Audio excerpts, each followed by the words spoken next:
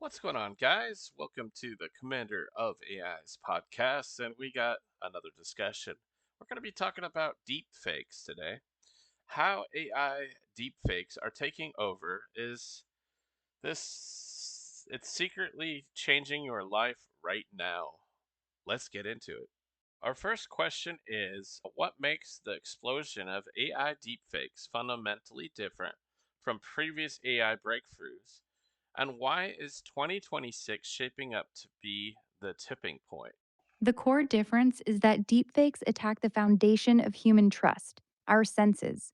Earlier breakthroughs like the internet, social media, or even basic Photoshop spread information or faked static images, but we could still verify by seeing or hearing things ourselves. Deepfakes make seeing is believing obsolete. Hyper-realistic video and audio of anyone saying or doing anything, created so convincingly that people can't tell the difference. 2026 is the tipping point because the tech has crossed into routine, scalable, and accessible territory. Tools are now cheap or free, need almost no expertise, and can produce multimodal content face, voice, gestures, even real time interactive fakes from seconds of source material. It's not just experts in labs anymore. Anyone with a phone can do it, and deepfake as a service is booming.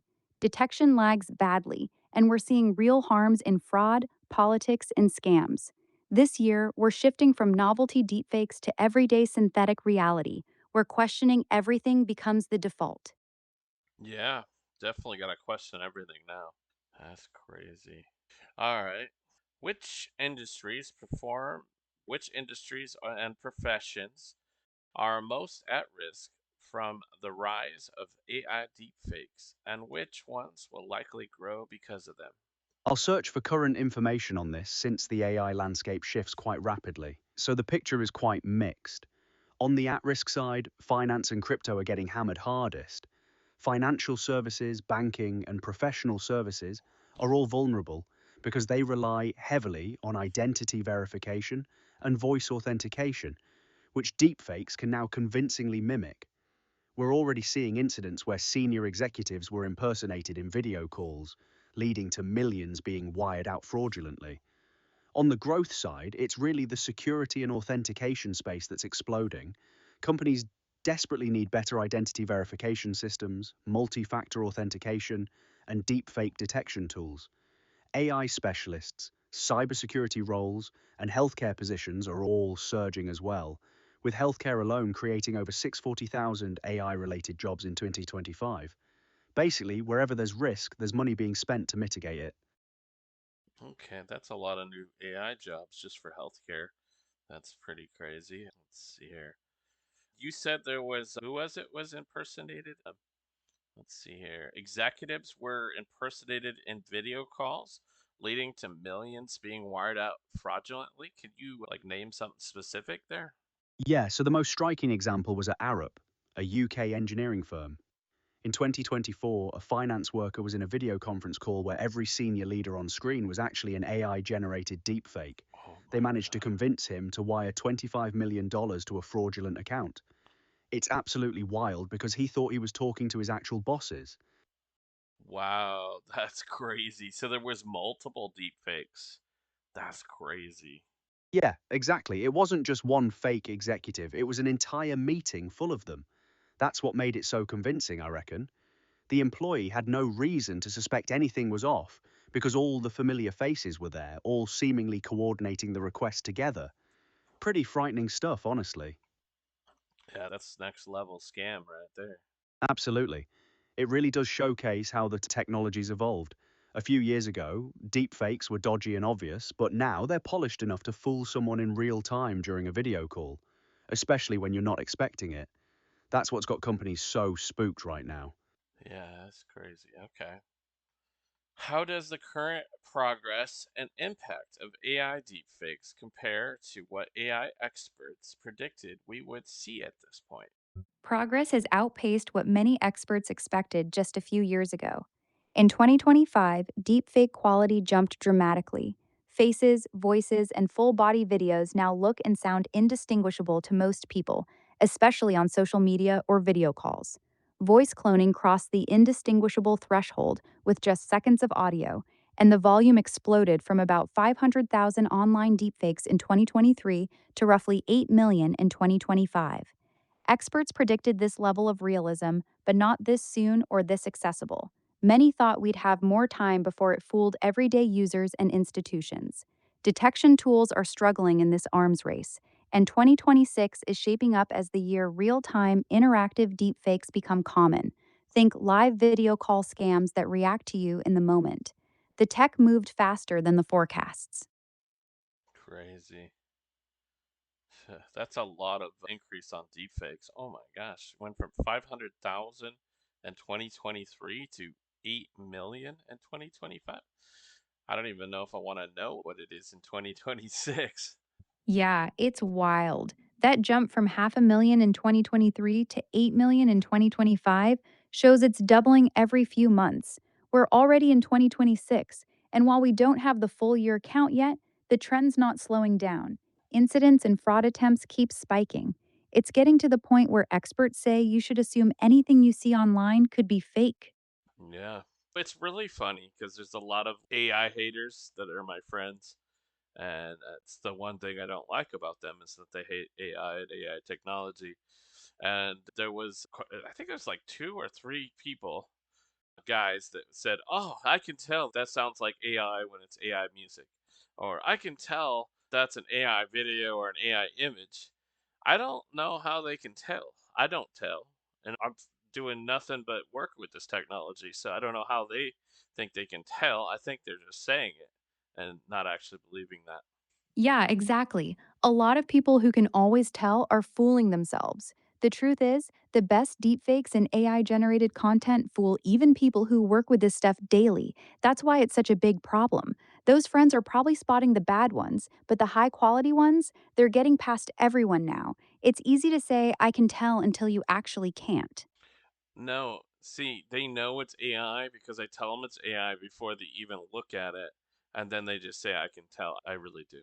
Classic. They only can tell after you tell them first. That's such a common thing. People convince themselves they have a special eye for it, but really they're just retrofitting.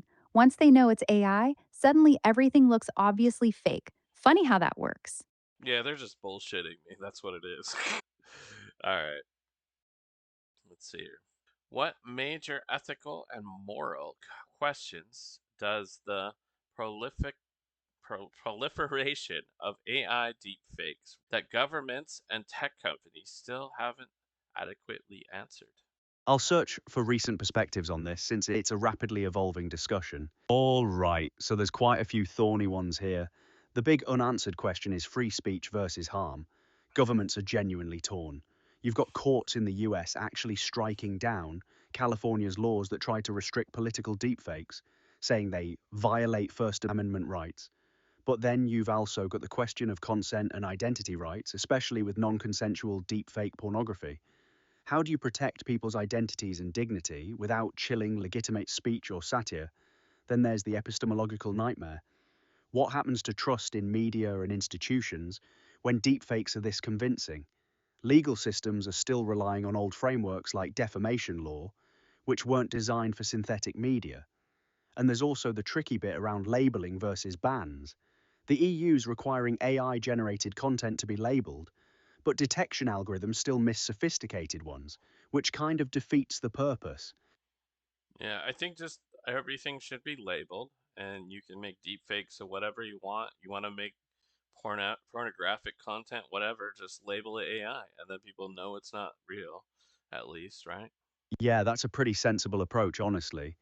Transparency through labeling gives people agency to make informed choices rather than governments deciding what can and can't exist. The tricky bit is enforcement, though. Bad actors won't label their stuff, and detection's still spotty, so you'd need some teeth behind it. But philosophically, you're onto something. If people know what they're looking at is synthetic, the harm profile changes quite a bit. That said, there's still the question of whether labeling alone stops deepfake fraud or non consensual content from causing real damage before people even realize it's fake. Yeah, as long as the label's good. If somebody wants to make a deepfake porn out of some celebrity, I think they should be able to do that.